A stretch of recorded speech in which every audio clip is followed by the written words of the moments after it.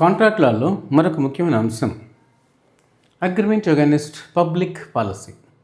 Public పాలసీకి అగైనెస్ట్గా ఉన్నటువంటి ఎలాంటి అగ్రిమెంట్స్ అయినా సరే not valid, null and wide అవుతుంది. ఏంటి అసలు పబ్లిక్ పాలసీ అంటే? పబ్లిక్ పాలసీ అంటే social values, moral values, public good, మంచి సమాజానికి మంచి జరిగేది, కొన్ని వాల్యూస్తో కూడినటువంటిది. ఎందువల్ల అంటే and at the same time ఒక ఇంటిగ్రేషన్, జాతి సమైక్యత, వీటికి అనుకూలంగా ఉండేటువంటి దాన్ని పబ్లిక్ పాలసీ అంటాం. దానికి అగెనిస్ట్గా ఉండేదంతా కూడా ఎలాంటి అగ్రిమెంట్ అయినా, దానికి వ్యతిరేకంగా చేసే ఎలాంటి కాంట్రాక్ట్స్ అయినా కూడా ఇన్వాలిడ్ అయిపోతుంది. అయితే ఈ వాల్యూస్, పబ్లిక్ గుడ్, ఒక ఇంటిగ్రేషన్ ది సొసైటీ, ఇవన్నీ కూడా ఎలా నిర్ణయించబడుతుందని అంటే జనరల్గా ఇది కామన్ సెన్స్కి సంబంధించింది. కాంట్రాక్ట్ లా అనగానే general logic and common sense అనేది నేను ఫస్ట్ వీడియోలో చెప్పాను మీకు. అయితే ఈ పబ్లిక్ పాలసీ అనేది దేనికి ముడిపడి ఉంటుందంటే సబ్జెక్ట్ టు సర్టన్ ఎవల్యూషన్, ఒక పరిణామం, చేంజెస్, సమాజంలో కొన్ని మార్పులు వస్తుంటాయి. ఏది కరెక్టు, ఏది పబ్లిక్ పాలసీ, ఏది పబ్లిక్ పాలసీ కాదంటే, ఉదాహరణకి ఒకప్పుడు అడల్టరీ అంటే అక్రమ సంబంధం, ఒక మ్యారీడ్ ఉమెన్తో వేరే వ్యక్తి, మ్యారీడ్ పర్సన్ కానీ అన్మ్యారీడ్ పర్సన్ కానీ మగవాడు రిలేషన్షిప్ పెట్టుకుంటే that is against public policy, కాబట్టి అది నేరంగా భావించారు. లివ్ ఇన్ రిలేషన్షిప్ దాని ఇప్పుడు మనం ఏం చేసాం, సమాజం మారిపోయింది, ఎవల్యూషన్ వచ్చేసింది. ఎందుకంటే ఈ పబ్లిక్ పాలసీ అనేది మన ప్రియాంబుల్, రాజ్యాంగంలో ఉన్నటువంటి ప్రియాంబులు అండ్ కాన్స్టిట్యూషను, అంటే కాన్స్టిట్యూషన్లో ఉన్నటువంటి వాల్యూస్, ఫండమెంటల్ రైట్స్, అలాంటివి డైరెక్టివ్ ప్రిన్సిపల్స్. పోతే గవర్నమెంట్ ఎప్పటికప్పుడు ఏర్పాటు చేసే పాలసీలు అండ్ ఏదైనా సరే నథింగ్ డెట్రిమెంటల్, సమాజానికి, పబ్లిక్ పాలసీకి, పబ్లిక్ గుడ్కి ఎలాంటిది హానికరంగా ఉండకూడదు. అంటే ఈ ప్రియాంబుల్, రాజ్యాంగము, గవర్నమెంట్ పాలసీకి అనుగుణంగా ఉంటుంది. అందువల్ల ఈ మార్పులు వస్తుంటాయి. Subject to evolution. ఒకప్పుడు మరి లివ్ ఇన్ రిలేషన్షిప్, ఒకరికొకరు సంబంధం లేకుండా వచ్చి మ్యారేజ్ కాకుండా వెళ్ళి ఒక చోట ఉండడం అనేది తప్పుగా భావించేవాళ్ళు. ఇప్పుడు అది లివ్ ఇన్ రిలేషన్షిప్ అని మన చట్టం ఆమోదించింది. అది అగైనెస్ట్ పబ్లిక్ పాలసీ కాదు ఇప్పుడు. అలాగే అడల్టరీ చెప్పాను కదా, అండ్ ప్రాస్టిట్యూషన్ కూడా. ప్రాస్టిట్యూషన్ చేస్తే అది పెద్ద తప్పుగా భావించేవాళ్ళు, పోలీస్ రైడింగ్ జరిగేది, అది మనకు తెలిసిన విషయమే. కానీ 18 సంవత్సరాలు దాటిన ప్రతి అమ్మాయి ప్రాస్టిట్యూషన్ చేయాలనేటువంటి ఆనందంతో ఉక్కిరి బిక్కిరయ్యి ప్రాస్టిట్యూషన్ చేయాలంటే కూడా ఓకే చేసుకోవచ్చు అని చట్టం బ్రహ్మాండంగా ఆమోదించేసింది. మరి అది అగైనెస్ట్ పబ్లిక్ పాలసీ అవడం లేదు, ఇతరులను హాని కలిగించేది. అంటే ఇప్పుడు కొన్ని డీటెయిల్స్ చూస్తాం, దాంట్లో తెలుస్తుంది ఏది పబ్లిక్ పాలసీ, ఏది వ్యతిరేకం, ఎలాంటి అగ్రిమెంట్స్ కుదరవు అనేటువంటి విషయం. సో టోటల్గా పబ్లిక్ పాలసీ అనేది ఒక వాల్యూస్, మారల్ గుడ్, పబ్లిక్ గుడ్కి సంబంధించింది. అది ఆ కాలానికి ఏది పర్మిటెడ్ అయితే, దేని ప్రకారం, మన ప్రియాంబుల్, రాజ్యాంగం ప్రకారము, పాలసీల ప్రకారము అది పర్మిటెడ్. సపోజ్ ఇప్పుడు గవర్నమెంట్ పాలసీ ఒకటి ఏర్పాటు చేశారు, బస్సులు ఆడవాళ్ళకి ఫ్రీ, మీరు ఎక్కడికైనా ఎప్పుడైనా ఎంత దూరమైనా వెళ్ళొచ్చు, ఎన్ని రోజుల తర్వాత అయినా ఇంటికి రావచ్చు, మిమ్మల్ని అడిగేవాళ్ళు లేడు అనేది ఒక పాలసీ పెట్టారు అనుకుందాం. అందుకని అన్ని రాష్ట్రాల్లో వచ్చేసింది ఇది పబ్లిక్ పాలసీ. ఒకప్పుడు ఒక అమ్మాయి లేదా ఒక ఆడ మనిషి వెళ్ళిపోయి 4 రోజులు 5 రోజులు రాలేదనుకో, అని బ్యాడ్గా అనుకునేవాళ్ళు. బట్ ఇప్పుడు అది బ్యాడ్ ఏం కాదు, ఎందుకంటే ఫ్రీ రవాణా ఇచ్చేశారు కాబట్టి, విపరీతంగా స్వేచ్ఛ ఇచ్చారు కాబట్టి వాళ్ళు ఎప్పుడైనా సరే, ఎక్కడైనా సరే, ఎంత దూరమైనా వెళ్ళచ్చు, ఎప్పుడే ఇష్టం వచ్చినప్పుడు రావచ్చు, అడిగేది ఏం లేదు. పబ్లిక్ పాలసీ అది, పాలసీ కింద వచ్చింది, గవర్నమెంట్ పాలసీ అది. సపోజ్ కొద్ది రోజుల తర్వాత ఆడవాళ్ళు ఎక్కడికి వెళ్ళకూడదు, ఇట్లాగా పరితెగించి ఇంట్లో ఉండాలి, కాపురం చేసుకోవాలి గుట్టుగా, మగవాడు సంపాదించి చూస్తుంటాడు అనేటువంటి ఓల్డ్ ట్రెడిషన్ మళ్ళీ వచ్చింది అనుకో, పబ్లిక్ పాలసీ అవుతుంది. అప్పుడు మగవాళ్ళు ఫ్రీగా వెళ్ళొచ్చు, తిరగచ్చు, ఎక్కడికైనా వెళ్ళి రావచ్చు, ఫ్రీ, మీకు బస్సు ఎంత దూరం అయినా సరే, అది పబ్లిక్ పాలసీ అయింది.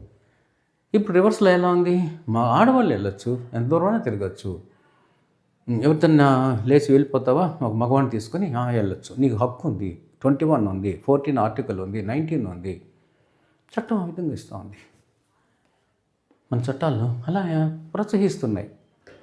సో పబ్లిక్ పాలసీ అనే దానికి definition values and common good, public good, but subject to దేనికి పరిమితమయ్యి లోబడిందంటే ఎవల్యూషన్, ఆ కంటెంపరీ ఎవల్యూషన్, ఆ సమకాలంలో జరిగేటువంటి పరిణామానికి సంబంధించింది. ఉదాహరణకి నేను కొంచెం చెప్పాను, ఈ ప్రాస్టిట్యూషను, లివ్ ఇన్ రిలేషను, అడల్టరీ, ఇవన్నీ కూడా ఇప్పుడు పబ్లిక్ పాలసీ కింద వస్తే అవి నేరాలు ఏం కాదు, వెరీ గుడ్ అనమాట.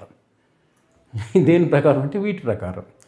సరే, ఇప్పుడు మన పబ్లిక్ పాలసీ అంటే ఏంటి అనేది అర్థమైంది. పబ్లిక్ పాలసీకి ఈ వ్యతిరేకంగా ఉండేటువంటి ఎలాంటి అగ్రిమెంట్స్ అయినా సరే వ్యాలిడ్ కాదు. ఉదాహరణకి ఒక 9-10 పాయింట్స్ చూద్దాం. Trading with enemies, alien countries. ఫారెన్లో మనకు శత్రు దేశం ఒకటి ఉంటుంది. ఏ దేశం అని మనం చెప్పకూడదు. సపోజ్ ఒక శత్రు దేశం ఉంది మనకు, ఆ దేశానికి మన దేశానికి శత్రుత్వం ఉంది, ఒక యుద్ధం జరుగుతూ ఉంటుంది, ఒక వార్ జరుగుతూ ఉంటుంది, కొన్ని అగ్రిమెంట్స్ ఉండవు, డిసగ్రిమెంట్స్ ఉంటాయి. అలాంటి వ్యక్తితో, అక్కడుండే ఒక బిజినెస్ మ్యాన్తో మనం వ్యాపారం చేసి అగ్రిమెంట్ చేసుకున్నట్టయితే అది పబ్లిక్ పాలసీకి అగెనిస్ట్ అయినటువంటి అగ్రిమెంట్ కాబట్టి null and white. And interference with the administration of justice. Administration of justice అంటే ఇవి కోర్ట్స్, న్యాయస్థానాలు న్యాయాన్ని అందిస్తుంటాయి, వాటి బాధ్యత. చట్టాలను తయారు చేసేది లెజిస్లేషన్, న్యాయాన్ని కలిగించేది, అందించేది ఎవరు? న్యాయస్థానాలు అనేటువంటి జ్యుడిషియరీ, కోర్ట్స్. అక్కడ వాళ్ళు కొన్ని క్రైమ్స్ ఉంటాయి, అంటే పబ్లిక్ అఫెన్సెస్ అవి. ఆ పబ్లిక్ అఫెన్సెస్ని కంపల్సరీగా కోర్టే తీర్పు చెప్పాలి, న్యాయం ఇవ్వాలి. ఇక్కడ ఒక ఉదాహరణకి, దాంట్లో మనం జోక్యంగా తీసుకోకూడదు. ఉదాహరణకి నరసింహరాజు వర్సెస్ గురుమూర్తిరాజు 1967 అటువంటి కేసులో, 63 కేసులో ఏం జరుగుతుందంటే, ఒక పార్ట్నర్స్ ఉంటారు, బ్రీఫ్గా చెప్పేస్తాను. ఇద్దరు పార్ట్నర్స్ అక్కడ అకౌంట్స్ ప్రిపరేషన్ సబ్మిషన్లో కొన్ని ఫోర్జరీ, అంటే రాంగ్ అకౌంట్స్ అనమాట, ఫోర్జరీ చేస్తారు, దొంగ సంతకం పెట్టేస్తారు. అది it will be brought to light, అది వెలుగులోకి వస్తుంది. వెలుగులోకి వచ్చినప్పుడు కేసు జరుగుతుంది. అప్పుడు ముందే రాసి పెట్టుకుంటారు అగ్రిమెంట్. ఒకవేళ మన మధ్య ఏదైనా డిస్ప్యూట్స్ వస్తే, పార్ట్నర్స్ కావచ్చు, లేకపోతే ఇటువంటి కంపెనీలు కావచ్చు, డిస్ప్యూట్స్ వస్తే మనం ఆర్బిట్రేషన్ ద్వారా సార్ట్అవుట్ చేసుకుందామని. దాని ప్రకారం వాళ్ళు ఏం చేశారంటే, అంటే ఇక్కడ ఆర్బిట్రేషన్ కొన్ని పవర్స్ ఉంటాయి, కొన్నిట్లో పవర్స్ లేవు. క్రిమినల్ కేసుని తీసుకొని ఆర్బిట్రేషన్ అవార్డు ఇవ్వకూడదు. ఇక్కడ ఫోర్జరీ కేసు ఒక criminal offence, non compoundable case. అది దాన్ని, ఆ నాన్ కాంపౌండబుల్ కేసుని అడ్మినిస్ట్రేషన్ ఆఫ్ జస్టిస్ అంటే కోర్ట్, న్యాయస్థానమే నిర్ణయించాలి, పనిష్ చేయాలి. దాన్ని వీళ్ళు టేకప్ చేసి, ఎవరు? ఆర్బిట్రేషన్, అవార్డు ఇస్తారు. ఆ విషయంలో కోర్టు అంటే కోర్టుని ధిక్కరించడం అనమాట. అది కంటెంప్ట్ ఆఫ్ కోర్ట్ కింద కూడా వస్తుంది. సో కోర్టు చేయాల్సిన పని కోర్టు చేయాలి. ఆర్బిట్రేటర్ దాంట్లో జోక్యంలో చేసుకునేటువంటి అగ్రిమెంట్. ఇప్పుడు ఆర్బిట్రేటర్ జోక్యంలో చేసుకొని వాళ్ళిద్దరు మీరు ఎలా చేయండి, మీరు ఎలా చేయండి, ఇలా నిర్ణయించుకుందాం అని ఇద్దరి మధ్య ఒక ఒప్పందం కుదిర్చారనుకో, అది నల్ అండ్ వైట్. ఎందుకంటే వాళ్ళు అడ్మినిస్ట్రేషన్ ఆఫ్ జస్టిస్లో న్యాయస్థానం పరిష్కరించాల్సిన విషయాన్ని వాళ్ళు తీసుకున్నారు, జోక్యంగా చేసుకున్నారు, కాబట్టి not permitted. And champerty and maintenance అని ఇంకోటి ఉంది. అంటే రెండు పార్టీల మధ్య గొడవ జరుగుతూ ఉంటుంది. వేరే గ్రూప్, దందాలు అంటారు, వాళ్ళు ఇంటర్ఫియర్ చేసుకొని సార్ట్ అవుట్ చేసి మాకు ఇంత కమిషన్ ఇచ్చేయండి. ఈవెన్ కోర్టు కేసు ఉన్నా కూడా, నేను ఇంత, ఆ కోర్టు కేసు అంతా నేను భరిస్తాను, నేను ఖర్చు పెడతాను, లాయర్ని పెట్టుకుంటాను, నాకు ఇంత పర్సంటేజ్ ఇవ్వాలా అంటారు. అదే చంపార్టీ. గెలిచినాక ఇంత పర్సంటేజ్ అగ్రిమెంట్ రాసి పెట్టుకుంటారు. ఈ చంపార్టీ అండ్ మెయింటెనెన్స్ ఇలాంటి టైప్ అగ్రిమెంట్స్ ఇంగ్లాండ్లో యాక్సెప్ట్ చేయరు, నాట్ పర్మిటెడ్. మన భారతదేశంలో ఆ కేసు యొక్క స్వభావాన్ని బట్టి పర్మిటెడ్. బట్ జనరల్గా అయితే it is against public policy. ఎందుకంటే అక్కడ దురుద్దేశం అనేది ఉంటుంది కాబట్టి, వాళ్ళకి ఇంటర్ఫిరెన్స్లో రాంగ్ పర్పస్ అనేది ఉంటుంది కాబట్టి ఇట్ ఈస్ నాట్ పర్మిటెడ్.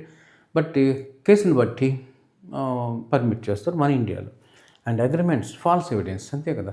దొంగ సాక్ష్యం చెప్తే అది పూర్తిగా పబ్లిక్ ఇమ్మారల్ థింగ్ కదా, మోరల్ వాల్యూకి, సోషల్ వాల్యూకి, పబ్లిక్ గుడ్కి అగైనెస్ట్ ఇది. కాబట్టి ఫాల్స్ ఎవిడెన్స్ అనేది ఇవ్వకూడదు. అలాంటి అగ్రిమెంట్, అంటే ఫాల్స్ ఎవిడెన్స్, నేను కోర్టులో వచ్చి ఈ ఎవిడెన్స్ ఇస్తారు, విట్నెస్ చెప్తాను, దొంగ సాక్ష్యాన్ని ఇస్తాను, దానికి నేనే సాక్షిగా ఉంటాను, నాకు ఇంత అమౌంట్ ఇచ్చే అంటాడు 10,000. ఇద్దరి మధ్య ఓరల్గా అగ్రిమెంట్ కుదురుతుంది, ఓరల్లో రిటర్న్. ఆ తర్వాత విట్నెస్ ఇచ్చినాక ఆవిడ 10,000 ఇవ్వడు, 5,000 2,000 ఇచ్చి పంపిస్తాడు. వీడు కోర్టుకి వెళ్ళి, సార్ నా మీద నేను దొంగ సాక్ష్యం చెప్పాను. ఎలా చెప్తాడు కోర్టుకు వచ్చి? తేలుపుట్టిన దొంగలాగా సైలెంట్గా ఉంటాడు. లేదు, అతను ఘర్షణ చేసుకుని పోలీస్ స్టేషన్లోనో కోర్టుకు వచ్చి కేసు పెట్టడానికి లేదు. అలాంటి అగ్రిమెంట్స్ కొంచెం ఫాల్స్ ఎవిడెన్స్ సంబంధించి. And restrictions of legal proceedings. Legal proceedings సంబంధించింది కూడా రెస్ట్రిక్షన్స్, కొన్ని రెస్ట్రిక్షన్స్.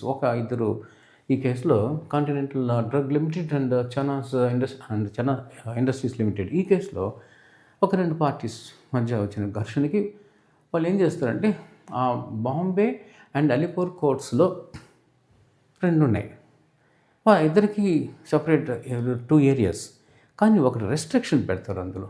బాంబే హైకోర్టునే ఈ కోర్టుని, ఇది కేసు జ్యూరిస్డిక్షన్ కాబట్టి ఇక్కడే జరగాలి మా కోర్టుని అంటాడు. యాక్చువల్ జ్యూరిస్డిక్షన్ ఇంకో చోట కూడా ఉంటుంది, కానీ అతను రెస్ట్రిక్షన్ అంటే కండిషన్స్ పెడతారు. బాంబే హైకోర్టులు ఇవి సార్ట్ అవుట్ చేయాలి, మీరు ఇక్కడికే రావాలి, మేము అక్కడికి రామని. అదే కొన్ని అగ్రిమెంట్లో చూడు, మన ఇద్దరి మధ్య ఏదైనా ఘర్షణ వస్తే మీరు మా ఊరికి వచ్చి మా ఊరు కోర్టులోనే అటెండ్ అవ్వాలి, జ్యూరిస్డిక్షన్ ఇక్కడే పెట్టుకుంటున్నాం అని మొదట్లో నిర్ణయించుకుంటారు. అట్టా కొన్ని ఇల్లీగల్గా కూడా కొంచెం పబ్లిక్ పాలసీకి అగెనిస్ట్గా కూడా అగ్రిమెంట్స్ కుదుర్చుకుంటారు. అలాంటివి జరగదు అని ఈ కేసులో చెప్పారు. Sale of public offices. Public ఆఫీస్ని అమ్మేయడం అని కాదు అర్థం. అక్కడ ఏంటంటే జాబ్ ఇస్తానని చెప్పి గవర్నమెంట్ జాబ్ అగ్రిమెంట్ కుదుర్చుకోవడం. పబ్లిక్ సర్వీస్ కమిషన్ జరుగుతుంది, లేదు పలానా district selection committee election, job selection జరుగుతున్నాయి, నాకు అతను తెలుసు, ఆ చైర్మన్, నీకు జాబ్ ఇప్పిస్తా, నాకు 2 లక్షలు ఇచ్చే అని అగ్రిమెంట్ రాసుకోవడం, లేదా ఓరల్గా మాట్లాడుకోవడం. ఆ తర్వాత జాబ్ ఇవ్వలేడు, కుదరదు. దాని పబ్లిక్ ఆఫీసులో సేల్ అంటే. అండ్ అంటే ప్రభుత్వ ఆఫీసుని, ప్రభుత్వ కార్యాలయాన్ని పణంగా పెట్టడం వాడు. అదే కాదు, అడ్మిషన్స్ కూడా ఒక యూనివర్సిటీలోనో గవర్నమెంట్ కాలేజీలోనో అడ్మిషన్స్ ఇప్పిస్తానని చెప్పి ఒక 50,000 తీసుకోవడం, ఆడ కుదరలేదు. ఆ తర్వాత నేను కోర్టుకు వెళ్ళి నాకు అడ్మిషన్ ఇప్పించలేదు. ఈ కేసులో జరుగుతుంది, NVP Pandian versus MM Raj అనే కేసులో అదే జరుగుతుంది. 15,000 రూపాయలు తీసుకుంటాడు. అప్పుడు long time back medical sheet చూపిస్తానని చెప్పి మెడికల్ కాలేజ్లో, కానీ అడ్మిషన్ కుదరదు. అన్ని చోట్ల పాసిబిలిటీ కాదు కదా. ఇతను కోర్టులో వేసి నా 15,000 తీసుకున్నాడు, కుదరదు, నన్ను మోసం చేశాడు అన్నప్పుడు నువ్వు చేసిన పని అవినీతి పని, పబ్లిక్ గుడ్ కాదు, అది సోషల్ వాల్యూ కానీ మారల్ వాల్యూ లేదు అందులో. నువ్వు కేసు పుట్టప్ చేస్తావా? హౌ ఇస్ ఇట్ పాసిబుల్ అని చెప్పి పక్కన పారేస్తారు. సో అలాంటి అగ్రిమెంట్ అనేది, ఎందుకంటే పబ్లిక్ పాలసీకి వ్యతిరేకమైన పని అది. నువ్వు పబ్లిక్ ఆఫీస్ని కొనేయడం అంటే లంచం ఇవ్వడం కదా, కరప్షన్ కదా, అది బ్రైబ్ చేయడం. సో అలాంటివి కుదరదు. అండ్ మ్యారేజెస్, మ్యారేజ్ బ్రోకర్స్ వాళ్ళు అవినీతికి రకరకాలవి అబద్ధాలు చెప్పి అగ్రిమెంట్స్ కుదుర్చుకోవడము డబ్బుల కోసం చేస్తుంటారు. అది కూడా పబ్లిక్ పాలసీకి అగెనిస్ట్ అనేటువంటి అగ్రిమెంట్స్ జరుగుతుంటాయి అక్కడ, అందువల్ల అది యాక్సెప్ట్ చేయరు. అండ్ అగ్రిమెంట్స్ ఇవన్నీ కామన్ అగ్రిమెంట్స్. మానోపలి వ్యాపారం, నువ్వు ఇక్కడ, నేను ఈ ఊర్లో క్లాత్ మర్చెంట్, నేను చాలా పాపులర్, ఈ పక్కన విలేజెస్ అంతా కూడా, టౌన్స్ అన్నీ కూడా నేనే పెట్టుకున్నా, నువ్వు ఇక్కడ ఎక్కడ షాప్ పెట్టకూడదు, నువ్వు ఇంకో చోట పెట్టుకో, నేనే రాజ్యం వెళ్ళాలి, మానోపలి అంటారు దాన్ని. అలాంటి అగ్రిమెంట్ కుదుర్చుకుని అతన్ని బయటకు పంపించేస్తాం, మంచిగానో చెడ్డగానో బెదిరించు. అలాంటి అగ్రిమెంట్స్ లేదు. మన వ్యక్తి యొక్క పర్సనల్ ఫ్రీడమ్, ఇష్టం లేదు అతనికి, కానీ అతను బలవంతంగా తీసుకొచ్చి పెళ్లి చేయడం, లేదా ఇష్టం లేని వ్యక్తిని బలవంతంగా ఒక పని ఇచ్చి చేపించడం, లేదా ఇంట్లో బానిసలాగా కుదుర్చుకొని అగ్రిమెంట్ పని చేయించడం. సో పర్సనల్ ఫ్రీడమ్కి అగెనిస్ట్గా ఉన్నటువంటి అగ్రిమెంట్స్, అవి కూడా పబ్లిక్ పాలసీకి అగెనిస్ట్ అనమాట. అలాగే అగ్రిమెంట్స్ ఇమ్మారల్, ఇంక మనం జనరల్గా చెప్పుకోవచ్చు, మారల్ వాల్యూస్కి, సోషల్ వాల్యూస్కి, సమాజంలో ఐక్యతకి, వీటికి అగెనిస్ట్గా ఉండేటువంటి ఎలాంటి అగ్రిమెంట్స్ అయినా కూడా నాట్ యాక్సెప్టబుల్, అది పర్మిట్ కాదు అకార్డింగ్ టు సెక్షన్ 23. పోతే నెక్స్ట్ వీడియోలో మీకు రెస్ట్రైంట్స్ ఆన్ మ్యారేజ్ కానీ, లీగల్ ప్రొసీడింగ్స్, ఇలాంటి ఒక 3 రెస్ట్రైంట్స్ ఉంటాయి. వాటి గురించి మంచి డీటెయిల్గా చూస్తాం. లీగల్ ప్రొసీడింగ్స్ కానీ, మ్యారేజ్ ఇష్యూలో కానీ, ఒక ట్రేడ్ కానీ నెక్స్ట్ వీడియోలో చూద్దాం. డీటెయిల్డ్గా స్టడీ చేద్దాం. Thank you very much.